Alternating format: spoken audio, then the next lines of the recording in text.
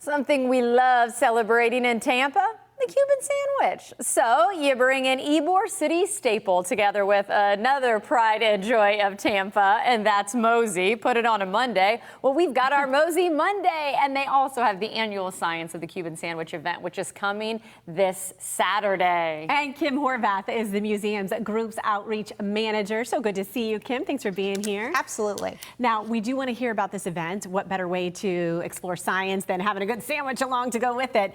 But you're going to do a component of the sandwich today, which is making butter. So I know you have to start making that butter, so get done in time. Absolutely. So we are going to be making some butter in honor of our Science of the Cuban Sandwich. And this is a really simple experiment. It's one of the things we love at MOSI is people taking the science home. So you can do this with your family. It takes exactly two things: heavy whipping cream and a watertight container. Doesn't matter the size of the container. Mason jar, whatever. Okay, exactly. Yes. Nice small one here. You're only going to fill it. I got it started for time, only about halfway full. That's the really important part. And then you're going to start shaking. So here's my question. When we heard we were going to do butter for this MOSI Monday, I went back to going to pioneer days back in school, and I thought we were going to have a churn. I thought we were going to be old school. I was ready to wear a bonnet, the whole nine. So I'm very interested. How does one churn butter versus being able to shake it? Because I think this seems a little easier. Yeah, I like this method. Absolutely. It's the exact same process. So when you're going to make butter, you just start with heavy whipping cream, like I mentioned. Heavy whipping cream is just fat in a protective layer floating inside of water, essentially. That's all heavy whipping cream is. So this is really a little emulsification.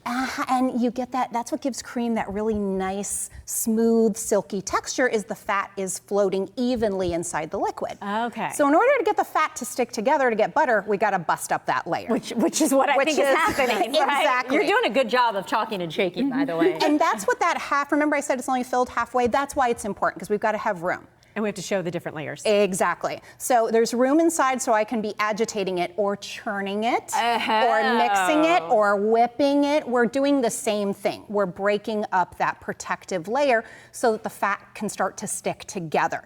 Now, when I first started shaking this, you heard it sloshing, right? Yes. Now we don't hear anything. There is no sloshing right now. So let's take a look. So we're getting there. We're getting there. We're not there yet, but let's take a look at what we have. This is the intermediate product. Okay. Does this look familiar? Like whipped cream. Exactly. It is whipped cream. And this is exactly what you do when you take heavy whipping cream and you put it in your mixer at home and you whip it up. Looks like Cool Whip. Exactly. We're forcing air in between those particles. So we have busted up that layer that's protecting the fat. So now it's starting to stick together, which is why it's not a liquid anymore.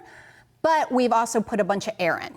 But any good baker will tell you, if you keep whipping your whipped cream, you're going to get butter.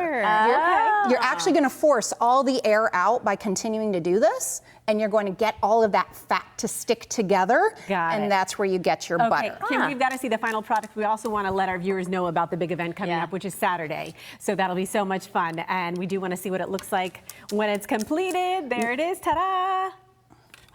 That's butter. It is. That's butter. That so everything's better with butter. I actually did make this morning. It was the exact same process that I did. And you'll notice we've got, this is the same butter that you would put on your toast in the morning. And you'll notice the liquid, it's buttermilk. That's exactly what buttermilk comes from. So thank you, Kim. If you make this at home, you can just strain the buttermilk off and you've got your butter. There you go. There's Science of the Cuban Sandwich coming up this Saturday.